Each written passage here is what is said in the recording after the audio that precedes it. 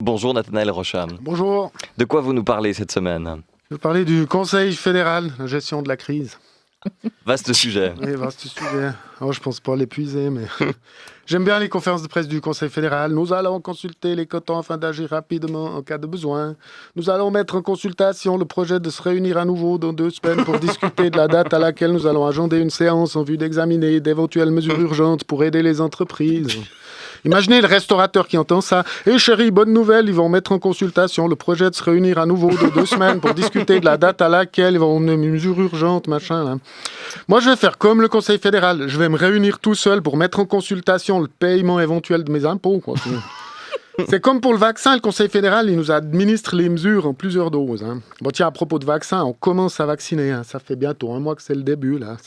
Moi, j'ai essayé de m'inscrire. On m'a dit, ouais, mais c'est d'abord les personnes à risque. J'ai dit, ouais, mais à la vitesse où ça va, je suis bientôt une personne à risque. Hein. J'aurai 70 ans quand j'aurai un rendez-vous pour le vaccin. Enfin, Parmelin appelle la population à se faire vacciner. Puis la population appelle la hotline, mais elle est surchargée.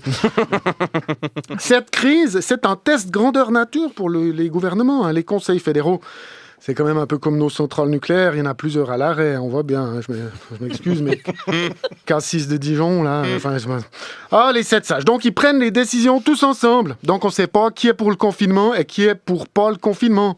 On a une vague idée quand même. Il y en a un en charge de la santé, l'autre est en charge des finances. C'est pas la devinette du siècle qui a décidé quoi. Enfin, ils sont 4 de droite, 2 de gauche, puis 1 du centre. Ouais, parce que le PDC maintenant, ils ont changé de nom, il s'appelle le centre. Ils ont dit, on a choisi centre pour qu'on nous situe sur l'échiquier politique. Oh, vous avez déjà entendu parler de l'Union démocratique du centre. Enfin, celle du centre, c'est Viola Merde, en charge de l'armée. C'est pas de tourpeau, hein. Le système informatique de l'armée a planté dès les premiers jours de l'école de recrues par vidéo. Hein. C'est prometteur. On est capable de se cyber-attaquer nous-mêmes. Enfin, les gens qui disent « Les conseils fédéraux, ils subissent une énorme pression, j'aimerais pas être à leur place. » Moi, si, ils gagnent 40 000 balles par mois. Hein. Moi, tu me files 40 000 balles par mois, je tiens toute la pression que tu veux. Hein.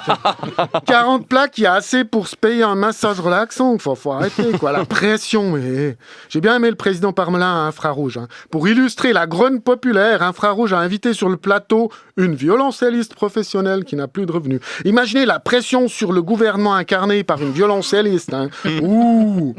Parmelin, il aurait dû appeler le Capitole. Vous faites comment pour gérer la pression de la rue? Parce que là, je suis avec une violoncelliste courroucée. Enfin, Guy Parmelin, il a dit à la violoncelliste qui exposait sa situation économique, il a dit, j'ai été beaucoup parce que vous dites touché, parce que j'adore la musique classique. Enfin, c'est pas le sujet, quoi.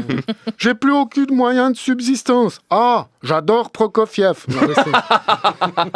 Mais on voit que Berset et Parmelin, à la fin du compte, c'est quand même toujours les Belges qui sont au front quand ça se corse. Un Guisan, Berset, Parmelin. Je sais pas s'ils font tout juste, mais au moins ils se cachent pas. Berset, il a dit oui, nous sommes en avance sur la 3e vague ou en retard sur la 2e vague. Il se prend pour Brice de Nice, Berset, maintenant, franchement. Le président Parmelin, il fait face. Il a dit qu'il faut que les gens aillent skier pour prendre l'air en famille. Ouais, ceux qui ont encore de quoi payer des forfaits à 85 balles. Hein, faut que les gens prennent l'air. Au moins, s'ils vont à Verbier, ils auront le virus flambant neuf. Hein, parce qu'il est bizarre, ce virus. Il a muté chez les visons, chez les chats et chez les Anglais. Enfin, déjà, avant, les Anglais dans les Alpes, rien qu'en skiant, ils étaient dangereux. Mais alors, en plus, avec le virus, maintenant. En ski à gauche, ouais. Me lancez pas sur Uli Maurer, là. Le Bundesrat étudie la possibilité de réactiver les pré-Covid. Il a dit, c'est la logistique qui est longue à mettre en place. Mais mec, ça fait 1 année quand même. Enfin, les pré-Covid, c'est une bonne idée. Chaud d'été, il faut emprunter. Hein. Enfin, Uli Maurer, je crois, il voit quelqu'un qui se noie, il est au bord de l'eau avec une bouée et puis il dit « elle s'appelle, reviens ». Merci Nathanaël Rocha.